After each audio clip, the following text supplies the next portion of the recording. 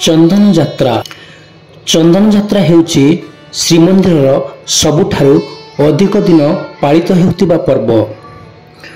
प्रभु प्रचंड ग्रीष्म प्रभाव मुक्ति पाइबा पई एही यात्रा करिथांती, जहाँ मोट 42 दिन धरी पालित होइथाए। यह दुईटी पर्याय रे अनुष्ठित होइथाए। प्रथम 21 दिन नरेंद्र पुष्करिणी बाहर चंदन यात्रा रूपे एवं परवर्ती 21 दिन श्रीमंदिर भितरे चंदन यात्रा रूपे पालित होइथाए।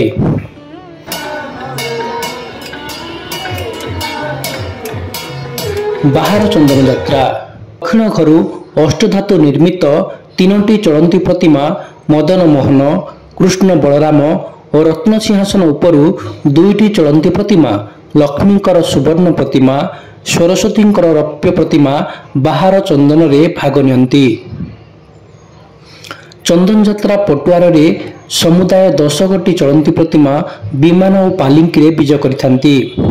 सबुठु सुदृश विमान रे विजय करिथांती मदन मोहन, श्रीदेवी बा लक्ष्मी, भूदेवी बा सरस्वती। विमान पछ पालिंकीटी रे बलराम और कृष्ण आरोहण करिथांती।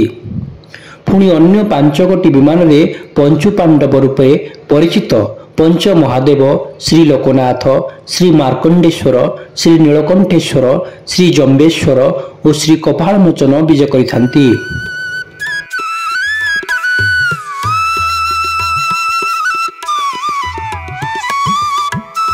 देखो गो राधा माधव चाली, मणि विमाने आसे झुली झुली। विविध बाजणा वीर काहाली, विजय कले गप दांडे उछुली।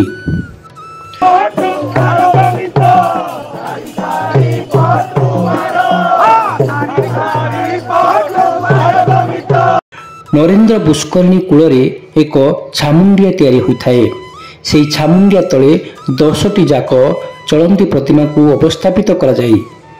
रूपा पिंगण रे थिबा सुबासित जल रे पदाधौत करा जाए।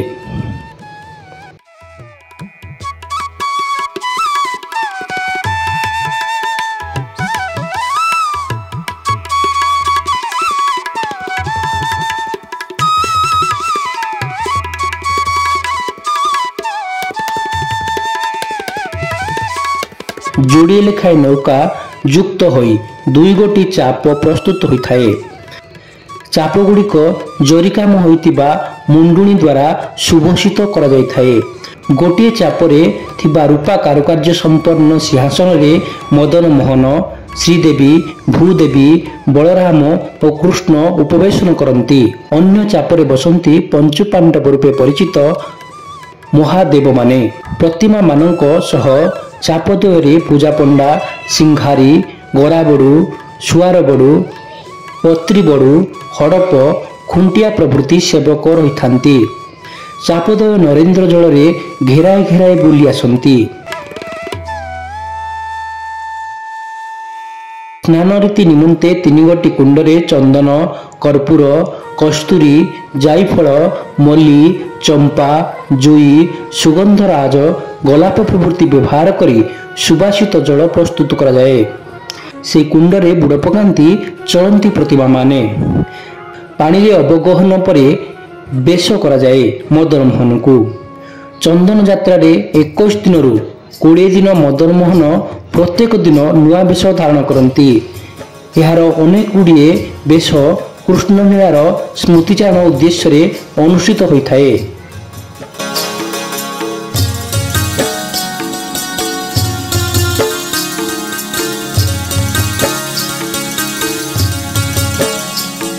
सत्य जुगरे नृसिंहदेव एही यात्रार आयोजन करथिले। द्वापर जुगरे पंचु पांडव अज्ञातवास परे विराट राजा निकटरे निजर प्रकृत परिचय प्रदान करथिले। विराट राजा श्रीकृष्ण एवं बलराम को रामकृष्ण रूप रे पंचु पांडवों सहित दर्शन करबा पई इच्छा प्रकाश करिबारु भगवान श्रीकृष्ण तांकर इच्छा पूर्ण पई सम्मति देथिले। एहा पर एक विराट जलाशय सृष्टि कर जाई जलकली मंडप निर्माण कर जायतिला।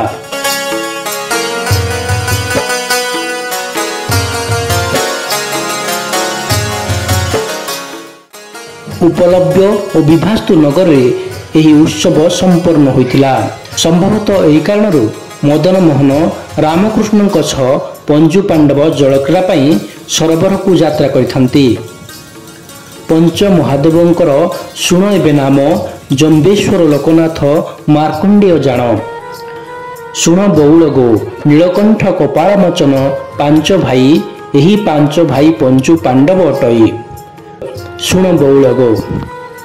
ଚନ୍ଦନଜାତ ନାମରେ ଏହା ଖ୍ରୀଷ୍ଟୀୟ ତ୍ରୟୋଦଶ ଶତାବ୍ଦୀରୁ ସୃଷ୍ଟି ହୋଇଥିବାର ଅନୁମାନ କରାଯାଏ। ଭାରତରେ ଥିବା ସହସ୍ର ଦେବ ମନ୍ଦିରର ଗରମ ଦିନେ ଆଲଟ ପଡ଼େ, ଚନ୍ଦନ ଲାଗି ହୁଅନ୍ତି। ମାତ୍ର ସ୍ୱତନ୍ତ୍ର ଯାତ୍ରା ତଥା ବୈଦ ପର୍ବ ରୂପେ ଏହା ସମ୍ପୂର୍ଣ୍ଣ ଭାବେ ଓଡ଼ିଶାରେ ହିଁ ପ୍ରସିଦ୍ଧ। ରାଜା ଚଡ଼ଗଙ୍ଗ ଦେବ ଜଗନ୍ନାଥ ବଲ୍ଲଭ ବେଣ୍ଟ ପୋଖରୀରେ ଠାକୁରଙ୍କର ନୌକା ବିହାର କରାଇଥିଲେ।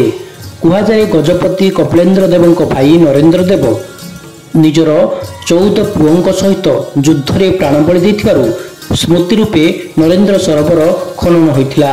ପରେ ଏହିଠାରେ ଚନ୍ଦନ ଯାତ୍ରା ଆରମ୍ଭ ହୋଇଥିଲା। ଜୟ ଜୟ ଜଗନ୍ନାଥ।